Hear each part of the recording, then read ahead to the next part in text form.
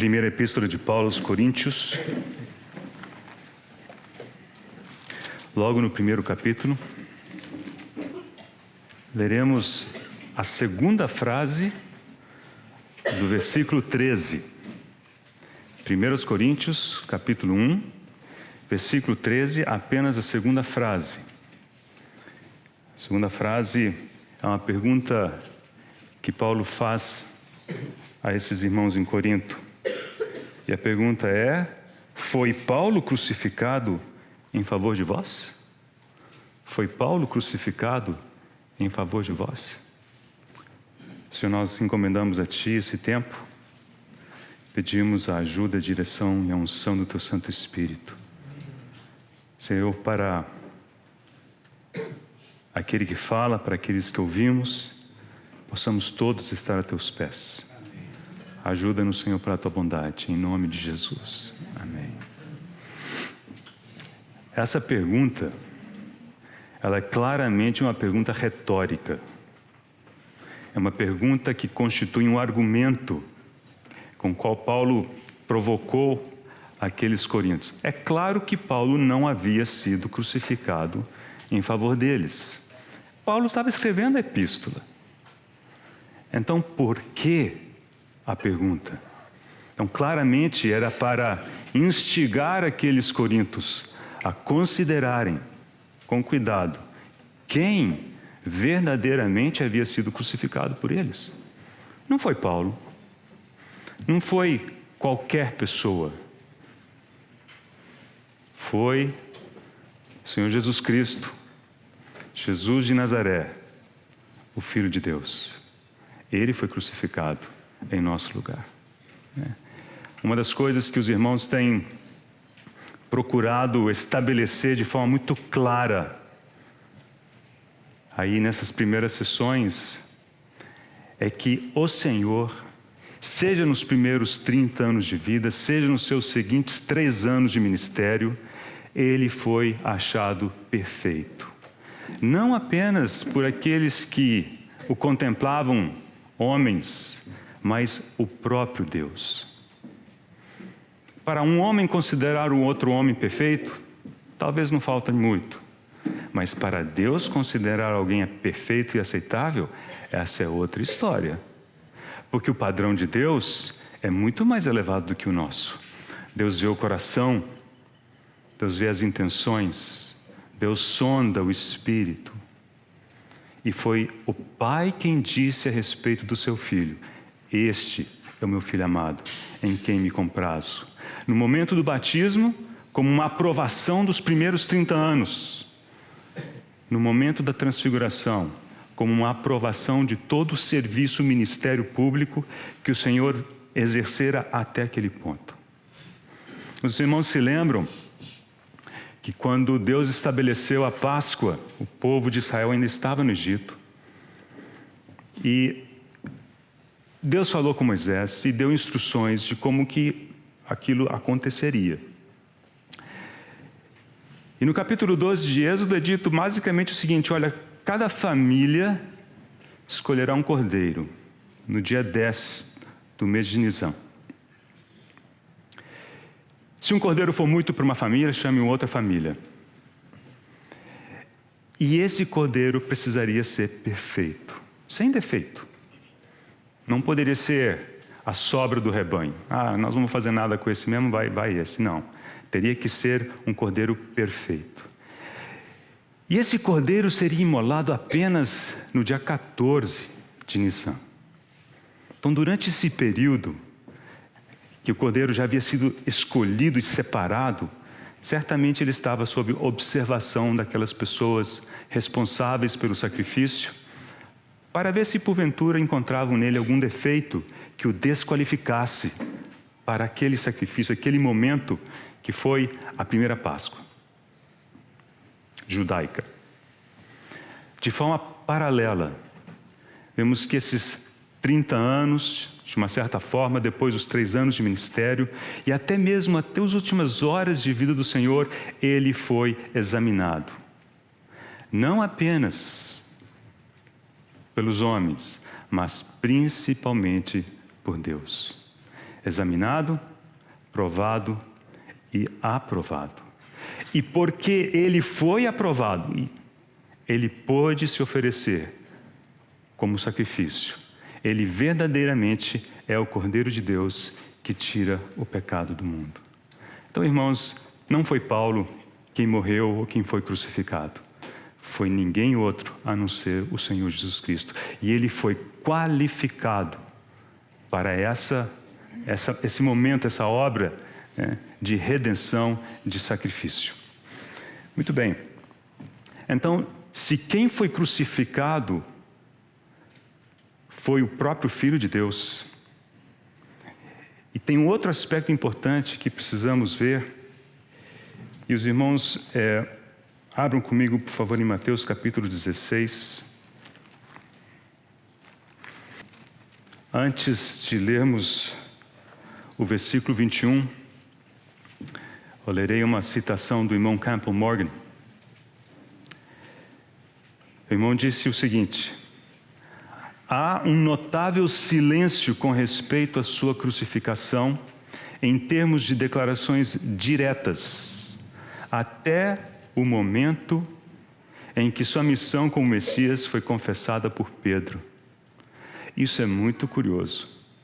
O Senhor só falou diretamente a respeito de sua crucificação só depois que Pedro disse: tu és o Cristo, o Filho do Deus vivo. Versículo 21, capítulo 16 de Mateus. Então, o que antecede esse versículo é precisamente essa declaração de Pedro. E o versículo 21 diz: desde esse tempo, ele marca momento, é dali em diante, começou Jesus Cristo a mostrar a seus discípulos que lhe era necessário seguir para Jerusalém e sofrer muitas coisas dos anciãos, dos principais sacerdotes e dos escribas, ser morto e ressuscitado no terceiro dia. A partir daquele momento, o Senhor frequentemente passou a falar a seus discípulos da sua morte e de sua ressurreição. Mas não devemos nos enganar, irmãos. O Senhor sabia desde muito antes que ele morreria crucificado. Ele decidiu abrir isso para seus discípulos só após a declaração de Pedro. Possivelmente porque ele sabia que seus discípulos não tinham como entender, como apreciar, como interpretar o que aconteceria. Muitos teólogos ficam se perguntando a partir de que momento o Senhor soube de que ele morreria na cruz. Pense bem, ele se fez homem, ele nasceu bebê. Ele teve que aprender a falar, ele teve que aprender a caminhar, como você e como eu. Em que momento da história, da trajetória dele, ele começou a entender que ele era o Filho de Deus? Ele era o Messias e, portanto, deveria morrer crucificado. Possivelmente, eu não arrisco dizer, mas possivelmente aos 12 anos, no seu bar mitzvah, naquelas perguntas e declarações que ele fez àqueles mestres da lei, os rabinos, possivelmente ele já tivesse clareza dessa realidade, eu não sei. Mas uma coisa é inegável, que ao começar o seu ministério, ele sabia muito bem qual seria o tipo da sua morte. Então vamos escolher alguns versículos para apenas constatarmos isso. Logo no início do Evangelho de João, abra comigo, por favor, João capítulo 2, nas bodas de Caná, versículo 4. Mas Jesus lhe disse: mulher, que tenho eu contigo? Ainda não é chegada a minha hora. Então ele sabia que ele tinha uma hora. E os irmãos lembram que essa palavra veio em resposta a uma observação que Maria fez a ele. E a observação é que o vinho da festa tinha acabado. Agora sabemos que o vinho representa o sangue. Aliás, é assim que o Senhor instituiu a ceia. No cálice disse: este é o cálice da aliança. O sangue que ele derramou. E possivelmente essa menção à falta de vinho, no seu espírito, fez uma conexão. E ele disse: mulher, ainda não é chegada a minha hora. Sabe aquelas coisas que a gente ouve uma coisa e conecta, na nossa mente a gente conecta com outro evento que aparentemente não tem nada a ver. Eu creio que isso aconteceu com o Senhor naquele dia. Ele ouviu a falta do vinho e ele no seu espírito conectou isso ao seu momento de sacrifício. E ele disse: mulher, ainda não é chegada a minha hora. Então o Senhor sabia que ele tinha uma hora. Próximo texto aqui ainda em João, pouquinho depois, no versículo 19, quando o Senhor pela primeira vez purificou o templo, ele respondeu uma pergunta que os judeus lhe fizeram. A pergunta está no versículo 18: que sinais nos mostras para fazeres estas coisas? E Jesus lhes respondeu: destruir. Ele não está falando que ele destruiria, destruir é o imperativo. Se vocês destruírem este templo, este santuário, em 3 dias o reconstruirei. Essa palavra impactou tanto aquelas pessoas que vocês lembram que foi uma das palavras que foram jogadas para ele durante a crucificação. Fala assim: olha, este é aquele que diz que destruiria, percebe que já não entenderam bem o que o Senhor disse, que destruiria o templo e em 3 dias o reergueria, desça pois da cruz e creremos nele. Mas observe que nessa palavra disse destruir este santuário e em 3 dias o reconstruirei. Percebemos que o Senhor tinha clareza da sua morte e tinha clareza da sua ressurreição. E um último exemplo, há vários outros, mas acho que esses bastam. É o final da conversa do Senhor com Nicodemos, capítulo 3, versículos 14 e 15. E do modo por que Moisés levantou a serpente no deserto, assim importa que o Filho do Homem seja levantado, para que todo o que nele crê tenha a vida eterna. O Filho ser levantado é uma clara referência à sua crucificação. O Senhor sabia que ele seria crucificado. E no capítulo 17 de João, na oração sacerdotal do Senhor, assim conhecida, logo no início, ele começa essa oração com as seguintes palavras: tendo Jesus falado estas coisas, levantou os olhos ao céu e disse: Pai, é chegada a hora. Pai, é chegada a hora. Para Maria ele disse: mulher, a minha hora ainda não é chegada. Mas 3 anos e meio depois, aproximadamente, ele disse: Pai, é chegada a minha hora. Então veja, temos aqui aquele que morreria crucificado. Não qualquer pessoa, o próprio Filho de Deus. Ele sabia da crucificação. E ele sabia também que havia uma hora específica para essa crucificação. Não seria qualquer hora. Portanto, a conclusão a que chegamos é que a crucificação do nosso Senhor certamente faz parte do plano de Deus. Não foi um incidente qualquer, não foi um acidente, não foi consequência de uma conspiração humana, não foi outra coisa a não ser a execução perfeita, a seu tempo, de um plano de Deus. E esse é o nosso assunto, pela bondade de Deus, nesse tempo de manhã e ainda na sessão à noite, considerarmos juntos alguns aspectos da crucificação do Senhor Jesus. E 2 aspectos que eu quero talvez inserir nesse tempo juntos, primeiro é podermos olhar para vários textos, que fique isso como treino para os irmãos depois voltarem a esses versículos, né, e considerarem, meditarem neles. E outro aspecto que eu tentarei introduzir é ler algumas citações de outros irmãos. E isso tem basicamente duas razões. Uma delas, que sirva como incentivo para todos gastarem tempo com boa leitura. Leia. Leia coisas boas. Leia coisas proveitosas. Se alguma virtude há e se algum louvor existe, né? Seja isso que ocupe o nosso tempo. Mas não é só isso, irmãos. Não é só para encorajar os irmãos, ainda que isso já seria suficientemente útil. Mas é porque, às vezes eu percebo que as minhas próprias palavras são insuficientes para traduzir certos sentimentos, e às vezes eu encontro em palavras de outros irmãos essa tradução. Então eu ofereço isso para os irmãos como forma de nos encorajarmos. Como o Senhor, ao longo dos anos, depositou riqueza na sua igreja.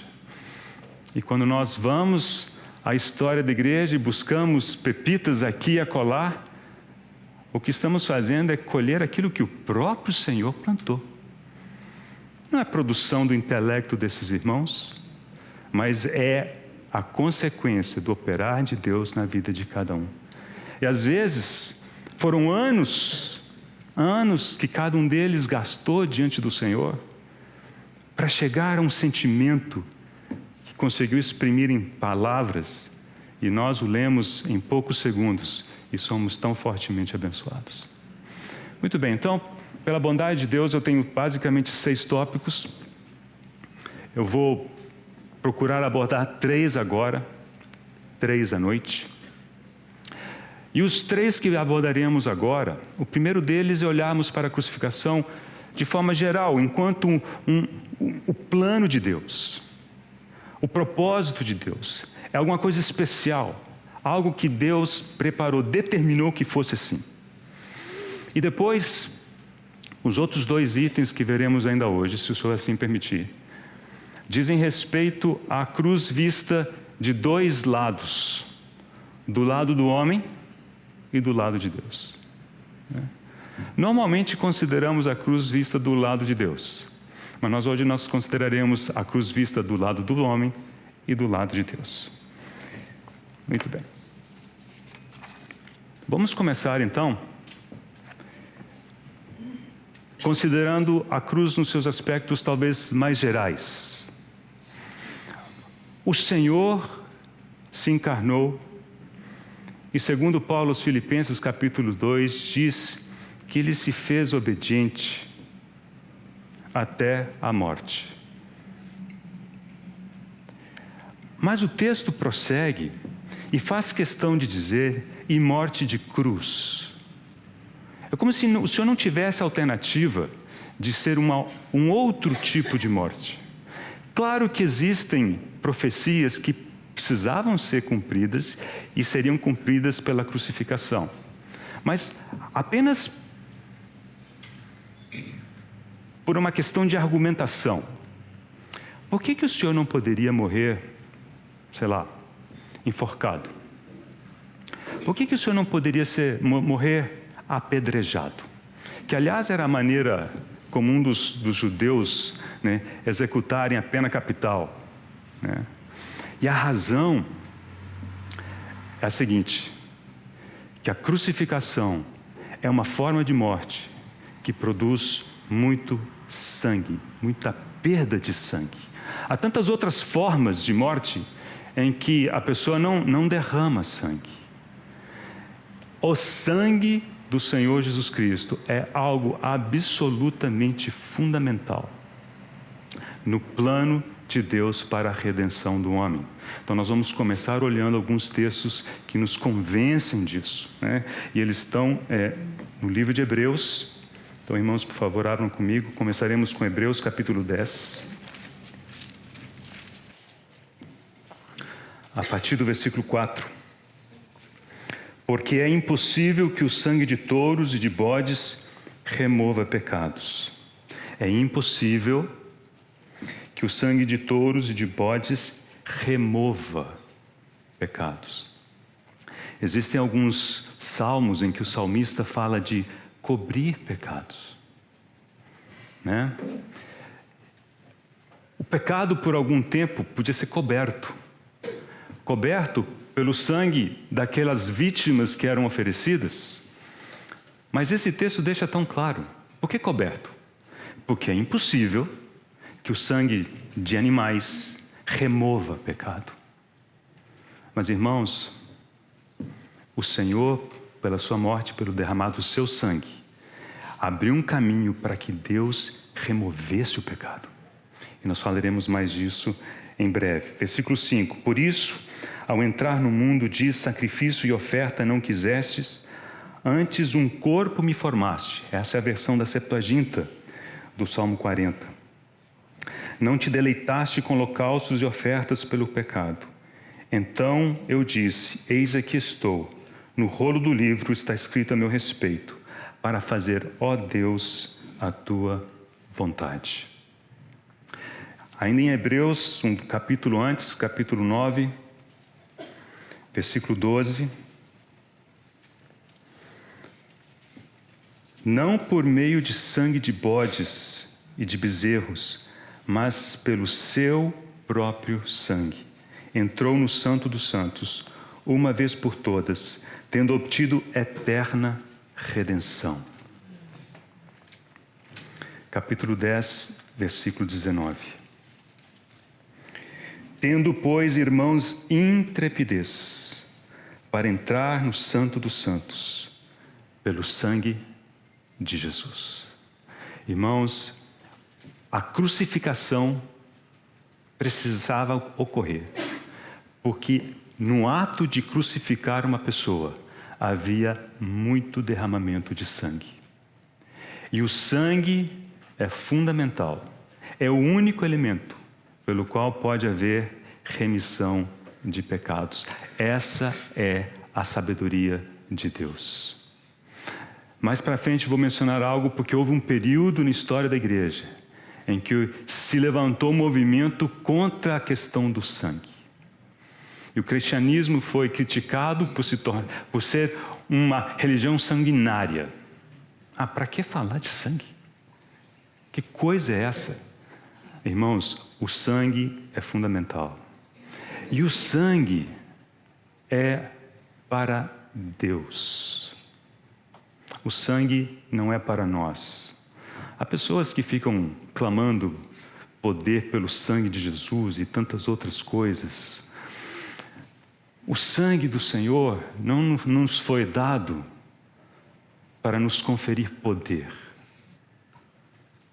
O sangue do Senhor foi derramado para tirar o nosso pecado. Para podermos confessar os nossos pecados e termos os nossos pecados perdoados e retirados, removidos. Eles efetivamente como que desaparecem. Voltemos ao capítulo 9 de Hebreus, versículo 22.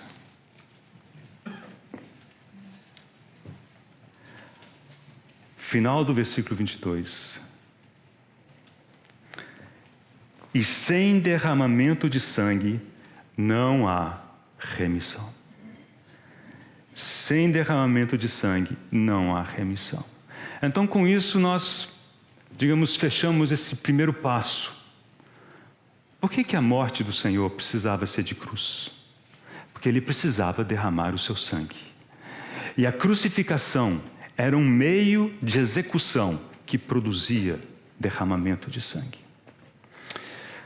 Muito bem, mas a cruz, conforme concebida por Deus, ela trata de dois problemas, ela resolve dois problemas simultaneamente. E é tão importante que nós vejamos esses dois problemas. Então, antes de vermos como é que a cruz resolve esses problemas, vejamos que problemas são esses. Então, vamos começar com 2 Tessalonicenses, Vamos entender quais são esses dois aspectos. E segundo, por que eles conceitualmente se constituem em problema. Segunda Epístola de Paulo aos Tessalonicenses, capítulo 2, a partir do versículo 13. Entretanto, devemos sempre dar graças a Deus por vós, irmãos amados pelo Senhor, porque Deus vos escolheu desde o princípio para a salvação pela santificação do Espírito e fé na verdade. Observe esse aspecto. É o aspecto da salvação. E esse texto diz que Deus nos escolheu desde o princípio para é objetivo, propósito, para a salvação isso diz respeito a meio, a forma, metodologia, se você quiser pensar assim, pela santificação do Espírito e fé na verdade. Agora o texto prossegue, tem outro para. Esse é o segundo aspecto. Para o que também vos chamou, mediante o nosso Evangelho, para alcançardes a glória de nosso Senhor Jesus Cristo. Observou? Por um lado, para a salvação, o outro lado, para alcançar glória. São coisas diferentes, irmãos. Com respeito à salvação, o verbo que é utilizado é que Deus escolheu. Agora, para alcançar glória, o que diz aí a sua Bíblia? Qual que é o verbo? Chamou. Chamou. Quando alguém escolhe, fala assim, te escolhi. Não está em questão uma decisão da outra pessoa, você foi escolhido. Okay? Mas quando falamos de chamamento, há um chamado. Então, esse chamado pressupõe que a pessoa que é chamada pode dizer sim, pode dizer não. E aqui onde está o segredo, né, de uma vida cristã completa. Não apenas o Senhor nos escolheu para a salvação, pela santificação do Espírito. Isso é escolha dele. A gente sequer entende ao certo como é que aconteceu, porque eu, né? Tanta gente melhor do que eu, tanta gente pior do que eu, né? Porque eu, Deus escolheu, né? Vamos nos alegrar nisso e dar graças a Deus por isso. Ele escolheu para a salvação. Muito bem. Mas ele vai além. Ele chama. Agora, quando se chama, a peteca está do lado da pessoa chamada. A pergunta é, você responderá ao chamado? Você irá até o Senhor? Mas não agora para a salvação já está resolvido. É para alcançar glória. Isso tem a ver com o nosso caminhar, isso tem a ver com a nossa conduta, isso tem a ver com o reino. Nós não podemos entrar nisso agora, mas considere isso. São dois aspectos diferentes que estão embutidos em nossa salvação, em nossa vida cristã. É possível sermos salvos e não alcançarmos a glória que Deus deseja que alcancemos, ou que Deus disponibiliza para que seja alcançada. Vejamos basicamente as mesmas dois aspectos no livro de Tito, versículo 14. Falando do nosso grande Deus e Salvador, Cristo Jesus, o qual, versículo 14, capítulo 2 de Tito, o qual a si mesmo se deu por nós, a fim de remir-nos de toda iniquidade. Isso tem a ver com salvação, isso tem a ver com o seu derramar de sangue, remissão. Mas o texto prossegue, e purificar para si mesmo um povo exclusivamente seu, zeloso de boas obras. Vocês não esperavam ver boas obras nessa conversa, né? Pois é, mas tem sim. E mais, não são boas obras eventuais. Aqui diz purificar para si mesmo um povo exclusivamente seu, zeloso de boas obras, alguém que está atento a boas obras. Eu quero agradar ao Pai para as boas obras, aquelas que Ele de antemão preparou para que andássemos nelas. Por quê? Para quê? Para ganhar a salvação? Jamais. Isso é alcançado pelo Senhor, pelo seu derramado, seu sangue, mas é a maneira pela qual somos santificados e alcançamos glória. E o Senhor diz que Ele volta para retribuir a cada um segundo as suas obras. Irmãos, esses dois aspectos. Agora, em que esses dois aspectos se constituem um problema? Será que nós vemos o problema aqui? Por um lado, temos um homem caído, pecador, que Deus deseja justificar. E Deus efetivamente justifica. Agora, como é que Deus pode fazer isso sem Ele afrontar a sua própria natureza santa? A nossa justiça, o nosso senso de justiça é muito fraco, é muito falho. Mesmo assim, quando nós vemos aí fora a justiça dos homens, libertando alguém que todo mundo enxerga que devia estar preso, né? E ele é libertado pela canetada de um juiz, isso nos incomoda, não é? A gente se sente afrontado. Ora, por quê? Porque quebrou-se um princípio, e o princípio é de que todo pecado precisa de castigo. A pessoa errou, a pessoa precisa de castigo, de cumprir um castigo. E quem que é esse juiz que simplesmente dá a canetada e diz, está livre? Ele fere esse princípio. Ora, irmãos, como é que um Deus perfeitamente santo e justo pode, sem ferir esse princípio, sem ferir a sua personalidade santa, justificar o pecador? Vejamos um texto no livro de Provérbios, vai nos ajudar a entender, porque esse versículo fala um pouco desse princípio. Provérbios capítulo 17, versículo 15. O que justifica o perverso e o que condena o justo, abomináveis são para o Senhor, tanto um como o outro. Então vamos pegar só o que é assunto nosso aqui. O que justifica o perverso é abominável ao Senhor. Mas, irmãos, pergunto, o Senhor não justificou o perverso? Então, como é que isso pode acontecer sem Deus se contradizer? Irmãos, a cruz do Senhor Jesus Cristo resolve esse dilema. Porque Ele assumiu toda a culpa. Todo o pecado continuou recebendo o justo castigo. Ele não justificou o perverso, o pecador, a troco de nada. Ele pagou o preço que era devido.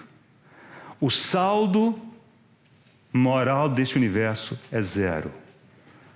A dívida foi paga. E então Deus pode sim, na cruz, justificar o pecador e ele continuar sendo Deus Santo. Observe essa expressão aqui, declaração de Charles Spurgeon. Ele disse, a menos que Deus deixe vago o trono do universo, o pecado precisa ser castigado e banido da sua presença.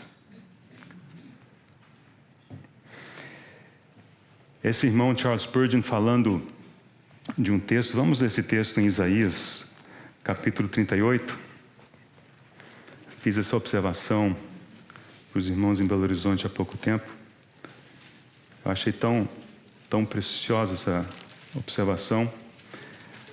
Faz parte do cântico de Ezequias. Ezequias foi aquele rei que pediu Deus disse, olha, você vai morrer, e ele chorou tanto e orou a Deus, Deus se compadeceu, e Deus lhe deu 15 anos a mais de vida.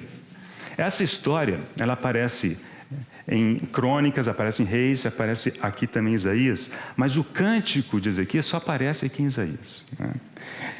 E o versículo 18 é o único versículo que leremos desse cântico. Aliás, perdão, capítulo 38, versículo 17. Isaías, capítulo 38, versículo 17. Eis que foi para minha paz que tive eu grande amargura.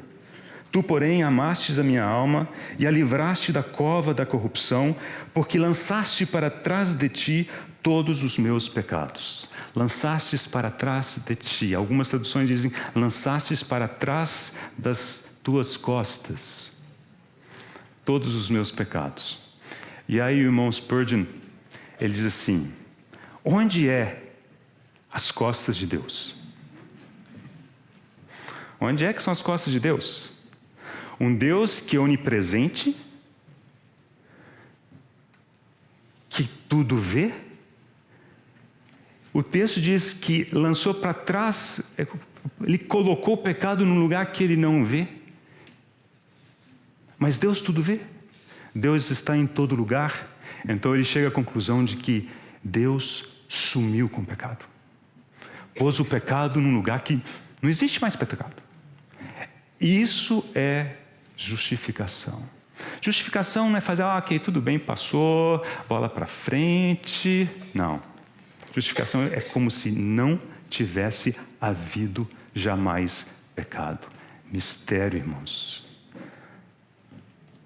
Por isso, quando João Batista viu o Senhor, ele o apontou e respondeu a pergunta que havia pairado no ar por 1500 anos, desde quando Isaac perguntou a seu pai, olha, estou vendo o fogo, a lenha, mas cadê o cordeiro para o holocausto?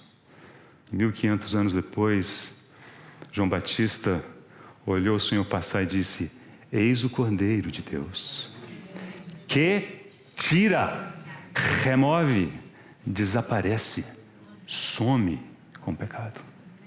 Irmãos, quanto será que terá custado para remover o pecado? Às vezes a gente vai, come alguma coisa, faz lambança e fica uma manchinha aqui, né? E para remover essa mancha, sai o pano, mas a mancha não sai, né? Já reparou? Quando você fala assim, pô, não consegui tirar, tirei. Você tirou a mancha, tirou o pano, tirou tudo. Já fez um branco ali, né? O Senhor desapareceu com o pecado. Ele tirou o pecado pela sua morte na cruz. E o segundo problema? O segundo problema é, somos chamados para uma vida santa. Mas e aí como fazer?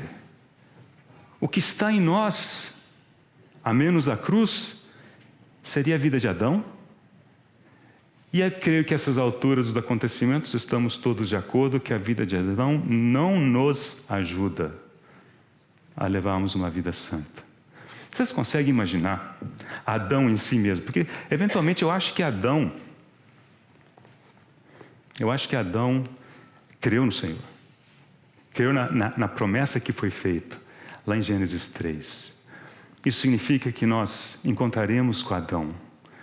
Eu não sei qual que vai ser a nossa reação perante ele, irmãos, sinceramente, eu não sei como que vai ser, né? Alguém já disse que nós vamos reconhecer Adão lá no céu, quando tiver alguém correndo, e todo mundo correndo atrás, falando, pega, pega. Esse é o Adão, e quem está lá na frente é o Adão. Mas enfim, alguém em Adão, com as aptidões de Adão, a gente não consegue enxergar sendo glorificado com a glória de Deus. Ora, então, como é que a gente faz, como é que a gente vive essa vida? Eu uso uma ilustração muito simples, porque a gente pensa sempre na salvação do Senhor como aquele que pagou a nossa dívida, uma dívida imensa. Ele mesmo utiliza essa ilustração. Então você deve uma quantidade absurda de dinheiro para alguém vem e te dá exatamente o valor da dívida, e você finalmente fica absolutamente livre da dívida. Mas você não tem R$2 para pegar um ônibus. Você não tem R$10 para fazer um lanche. O que aconteceria se parássemos ali? Antes de você deitar à noite naquele dia, você já teria mais dívida. O Senhor não apenas pagou a dívida, Ele tinha que prover os recursos espirituais para vivermos uma vida que agrade a Deus. E se nós quisermos, irmãos, eu estou utilizando o verbo querer, se nós quisermos alcançarmos glória. O problema do ser humano é a sua vontade. Às vezes você pensa assim, mas eu não consigo, eu não posso, eu não tenho isso. Esquece disso, irmão, você não quer, é diferente. O Senhor disse, quem quiser, vir após mim. Quem quiser. Você quer? Essa é a pergunta. Essa é a questão. Então, na cruz, Deus também resolveu esse problema. E vamos ouvir isso nas palavras do testemunho próprio de Paulo, no capítulo 2 do livro de Gálatas. Gálatas, capítulo 2.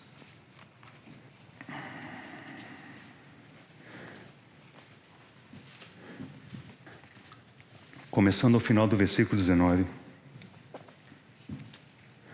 Estou crucificado com Cristo. Logo já não sou eu quem vive, mas Cristo vive em mim. E esse viver que agora tenho na carne, vivo pela fé ou em fé, no Filho de Deus, que me amou e assim mesmo se entregou por mim. Aqui está, estou crucificado com Cristo. À noite nós voltaremos a esse texto. E graças a isso, graças à crucificação de Cristo, ele pôde dizer, não mais vivo eu, mas Cristo vive em mim. Essa é a única maneira de respondermos ao chamado do Senhor para alcançarmos glória. Não vivermos por Adão, pelos nossos recursos naturais. E olha que nós temos muitos recursos naturais bons, que são dádivas de Deus. Mas não é com isso que Deus quer que nós o sirvamos. Nós precisamos servir com a vida de Cristo. Estou crucificado com Cristo. O meu Adão está crucificado com Cristo. Logo, eu não mais preciso viver. Alguém já disse muito propriamente o seguinte, que o Senhor morreu para que nós não precisássemos morrer. E o Senhor morreu e ressuscitou para que nós não precisássemos viver. Nós, com o nosso esforço, com as nossas ideias, né, como Pedro, com as nossas boas intenções, mas Cristo. Nós temos que achar esse padrão. Permitir que o Senhor manifeste por meio de nós. E assim como João Batista disse, importa que Ele cresça. A gente diminui, Ele cresce. Se nós estivermos diante do Senhor, contemplando o Senhor, seremos transformados. Isso será um processo natural. Não se preocupe, não se esforce para tentar agradar a Deus. Só agradamos a Deus em Cristo Jesus. Tudo isso é resolvido pela cruz do nosso Senhor. Deixa eu ler mais uma citação. Essa vem desse livro, As Crises do Cristo, do irmão Campbell Morgan. Ele disse assim, estes são os problemas com os quais a cruz é abordada. Pode um homem ser justificado diante de Deus e ser santificado em sua própria experiência concreta? Pode o pecador ser tão exonerado de culpa a ponto de ter uma consciência livre de ofensa? Pode o homem cuja capacidade foi paralisada pelo vírus do pecado ser transformado a ponto de capacitá-lo a viver e a fazer o que não é capaz? Pode o homem ser habilitado a traduzir a visão de um ideal na realidade da vida diária? A não ser pela cruz esses problemas frustram toda a sabedoria do homem e ainda desafiam todas as tentativas de solução. Esses problemas foram solucionados pelo mistério do sofrimento de Cristo. Muito bem, precisamos avançar agora com um pouco mais de celeridade. Vejamos esses dois aspectos da cruz, por um lado do homem, por outro lado de Deus. E começamos com Atos capítulo 2. Vamos voltar àqueles versículos do discurso de Pedro no dia de Pentecostes. Atos capítulo 2.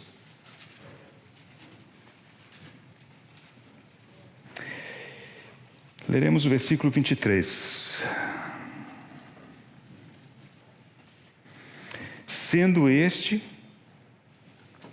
falando do Senhor, entregue pelo determinado desígnio e presciência de Deus, vós o mataste, crucificando por mãos de iníquos. Observe esse versículo que diz. Diz que o projeto da cruz, a determinação da cruz, era a presença de Deus. Mas ele não eximiu aquelas pessoas da responsabilidade. Ele diz, vós o matastes. Então na cruz vemos duas coisas acontecerem ao mesmo tempo. Por um lado, o homem crucificou o Senhor. Por outro lado, o Senhor foi crucificado por plano e propósito de Deus. Então temos esses dois aspectos. Então vamos considerar muito rapidamente o primeiro deles, que é que o homem determinou crucificar o Senhor. Para nos ajudar nesse argumento, vamos abrir um exemplo. Marcos capítulo 5. Um daqueles eventos do ministério do Senhor.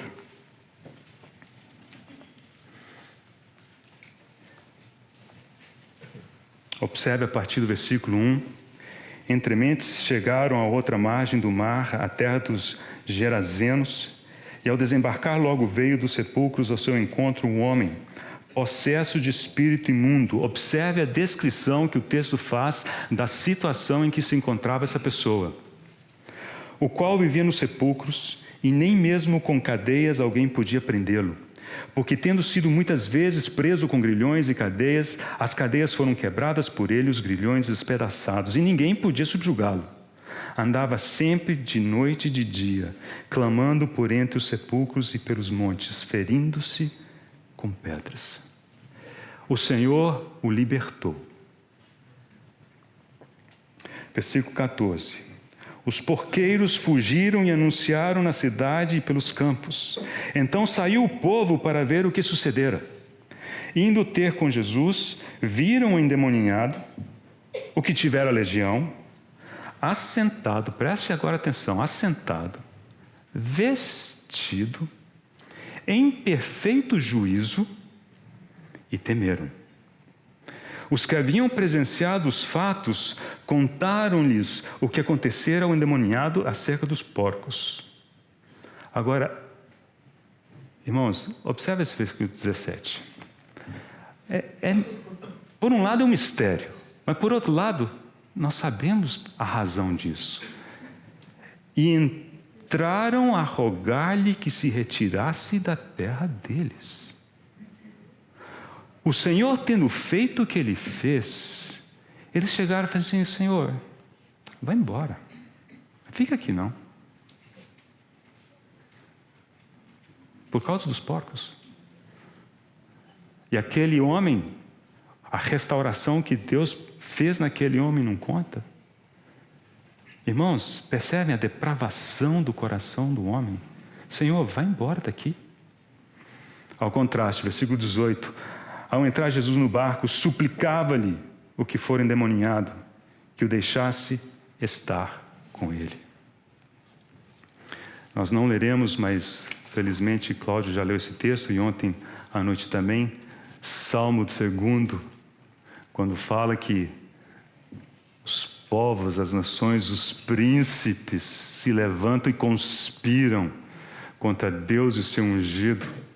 Rebelião, sacudamos dele as nossas as algemas. Irmãos, desde quando o Senhor nos algema? Para pensar. É assim que eles se sentem. Rebelião. Senhor, vai embora. Nós não queremos o Senhor aqui.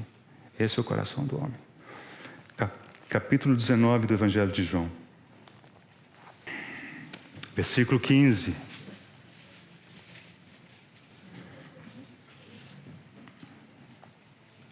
Eles, porém, clamavam: fora, fora, crucifica-o.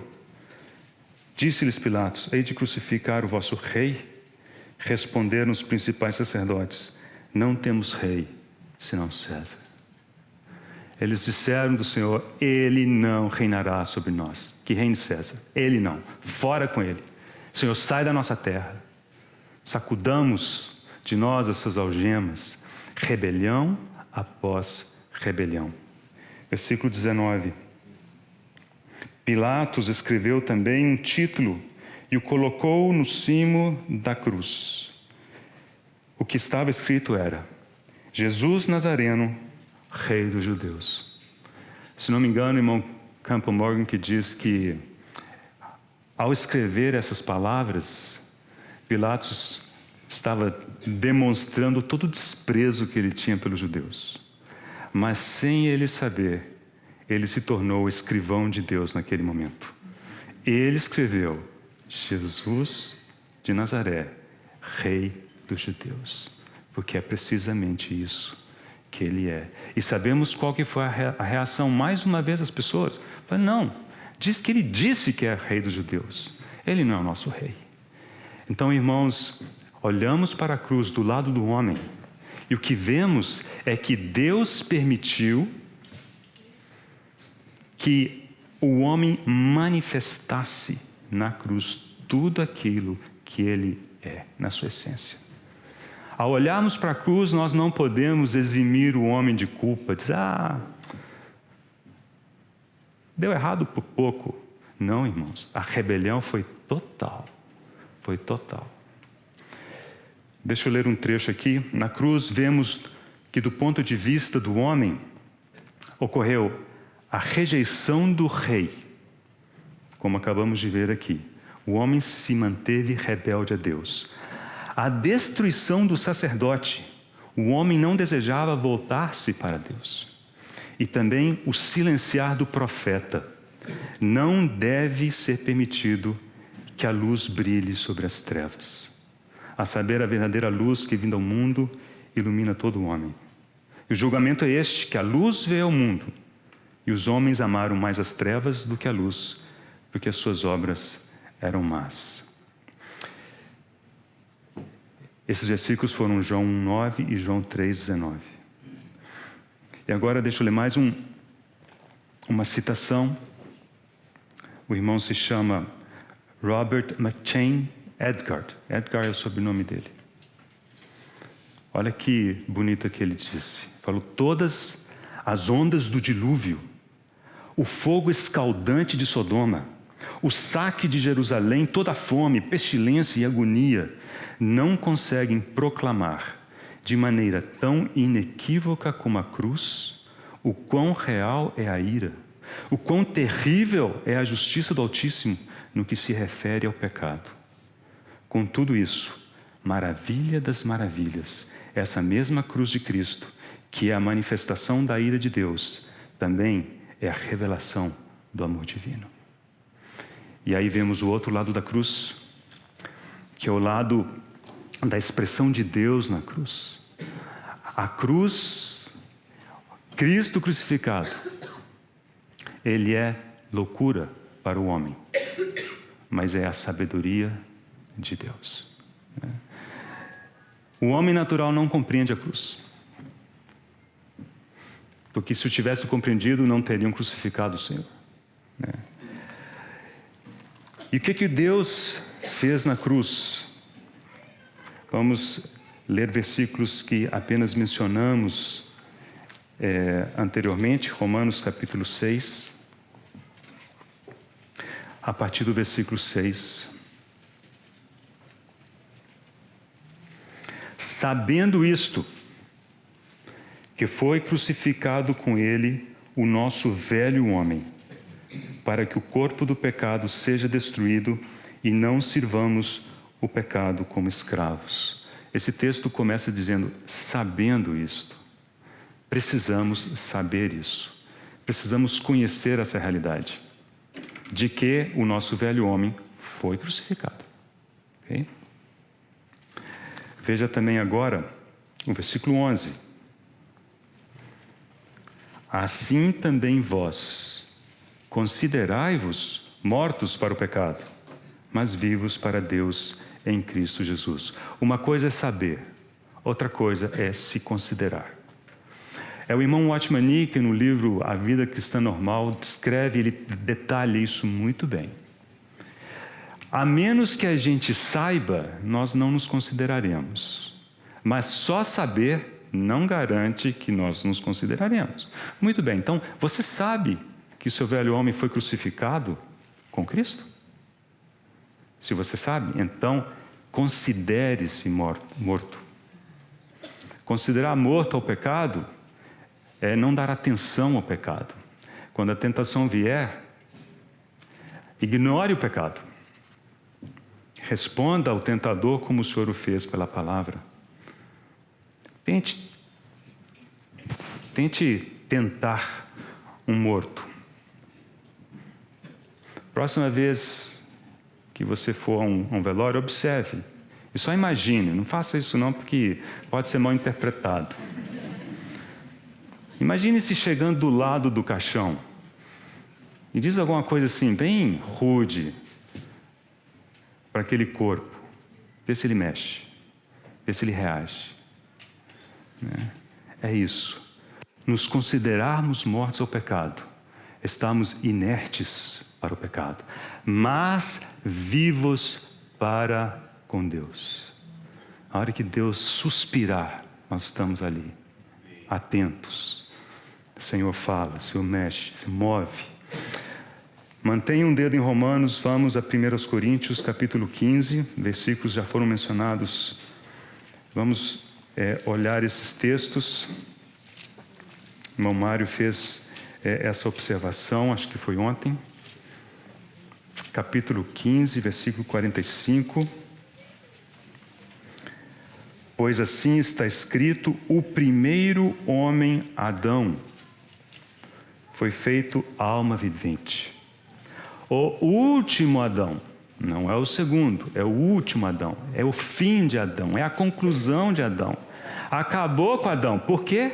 Porque Adão está crucificado com Cristo. Romanos 6:6. Sabendo nós isto, estamos crucificados com Cristo. Bem? Mas mantenha agora um dedo em Coríntios, nós vamos voltar em 1 Coríntios capítulo 15, agora sim, Romanos 6 de novo, versículos 8 e 9.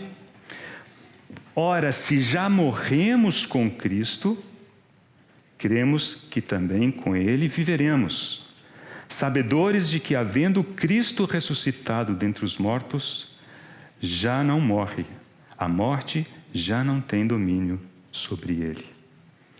E em 1 Coríntios, capítulo 15, continuando a leitura, versículo 47, o primeiro homem formado da terra é terreno, Adão, primeiro homem.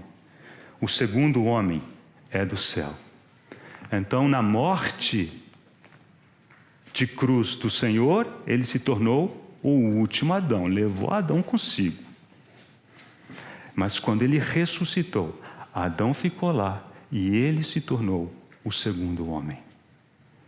E essa é a nossa posição, é assim que devemos viver. Vou concluir então com quatro citações. As primeiras 3 são do irmão Campbell Morgan e a última é do irmão Spurgeon. Na cruz, Deus justifica o pecador e Deus, permanece eternamente justo. É a graça de Deus manifestando-se em perfeita sabedoria. A graça na cruz é a declaração da inquestionável autoridade de Deus. É a revelação e a operação do seu amor inextinguível. É o esplendor da sua patente sabedoria. Deus não abandonou o homem na cruz. A vontade do amor foi superior à vontade da rebelião. O homem rejeitou o trono de Deus, mas Deus não deixou o trono vazio, nem por um instante sequer. Quando os homens se levantaram e disseram, crucifica o crucifico, Deus estava dizendo, vai lá, manifesta tudo o que vocês são. E convençam-se de que vocês precisam de um Redentor, e Ele morrerá por vós. Deus estava no comando o tempo todo. Citação do irmão Campbell Morgan, essas duas são do livro As Crises do Cristo. Os homens lançaram nas trevas o seu rei, e mesmo nas trevas ele permaneceu rei, prosseguindo com o seu reino em amor.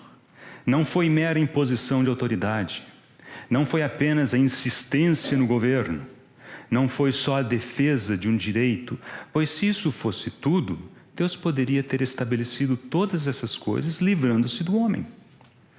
Esses não são os princípios defendidos e revelados na cruz. A cruz é a insistência do amor. Ela é a persistência do amor. É o amor que sustém o trono nas trevas. Não fosse o amor, não haveria cruz. Cada realidade violada dentro do propósito divino poderia ter sido restabelecida pela destruição daquilo que havia claramente falhado. O amor, por persistência e determinação consciente, permitiu ao homem expressar seu pecado na cruz. E naquele ato de expressão plena e final, a graça ocupa o trono, move o cetro e revela, como de nenhum outro modo, a autoridade de Deus e a sua motivação de amor. A última do irmão Campbell Morgan. Está consumado. O poder do inimigo do pecado terminou na cruz. Não em qualquer outro lugar. Portanto, se os homens não entrarem em um relacionamento pessoal com a cruz, o pecado ainda será um elemento de força ao qual os homens não podem fazer frente. Qual é a nossa relação com a cruz? Se nós não tivermos uma experiência de cruz, o pecado ainda é um problema para nós. E por fim, palavras do irmão Charles Spurgeon. Naquele curto período sobre o madeiro, a infinitude de sua natureza o capacitou a propiciar à justiça de Deus uma vindicação que é melhor do que se todos aqueles por quem ele morreu tivessem ido para o inferno. Se todos se perdessem, a justiça de Deus não teria sido vindicada de forma tão completa como quando seu próprio e amado Filho suportou a justa ira do seu Pai, para que nós nunca a tivéssemos que suportar. Sabedoria de Deus, a cruz do Senhor Jesus Cristo. Que o Senhor fale no nosso coração, que nós aprendamos, irmãos, a apreciar o que o Senhor fez e alcançou na cruz, e lembrarmos que há um chamado que está sobre nós. Quem quiser vir após mim, tome a sua cruz e siga-me. Toda a provisão advém da cruz do Senhor, da obra do Senhor. Nós não somos chamados para um esforço pessoal. Somos chamados para dizer como Paulo disse: estou crucificado com Cristo. Portanto, já não sou eu mais quem vive, mas Cristo vive em mim. Esse é o segredo. Que o Senhor nos abençoe. Vamos orar. Somos gratos a Ti, Senhor, eternamente gratos, pela Tua morte e morte de cruz. Senhor, e somos gratos porque percebemos que isso transcende a nossa capacidade de compreensão e de expressão. Afinal de contas, Tu és Deus. E os teus caminhos são muito mais elevados que os nossos caminhos. Mas é nosso privilégio nos sujeitarmos a Ti nessa manhã, em adoração, Senhor, e em contemplação, pela maravilha que o Senhor fez. Recebe, Senhor, a nossa gratidão, em nome de Jesus. Amém.